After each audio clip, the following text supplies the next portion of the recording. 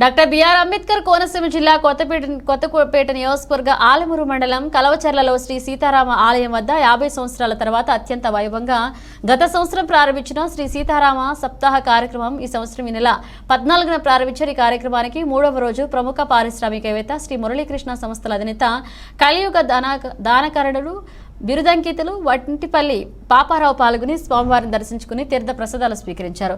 ముందుగా గ్రామ పెద్దలు పాపారావుకి ఘనంగా స్వాగతం పలికారు. అనంతరం ఆలయ కమిటీ సభ్యులు పాపారావుకి ఘనంగా సన్మానించిన ఈ సందర్భంగా పాపారావు మాట్లాడుతూ గ్రామ శ్రేయస్సు కొరకు సప్తాహ కార్యక్రమాన్ని నిర్వహించడం వల్ల వర్షాలు సమృద్ధిగా కురిసి పాడి పంటలు జీవరాశులు సుభిక్షంగా ఉంటాయన్నారు. ఎంతో భక్తి శ్రద్ధలతో ఈ కార్యక్రమాన్ని ముందుకు తీసుకువెళ్తున్న కమిటీ సభ్యులను ఈ సందర్భంగా ఆయన అభినందించారు. ఈ సప్తాహ కార్యక్రమానికి తన వంతు సహాయంగా 40,000 రూపాయల విరాళాలను అందజేశారు.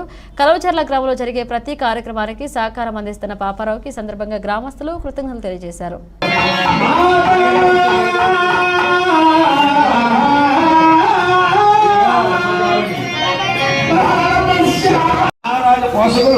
శ్రీ మురళీకృష్ణ లాంటి వారు ఇలాంటి ప్రభువులకు విచ్చేసి తమ వంతు కృషి చేయించడం. ఇక్కడ మన గ్రామం ఇప్పుడు ఎందరో కళాకారులు వేరు చేసి మన వేదికపై రామనామ సర్వ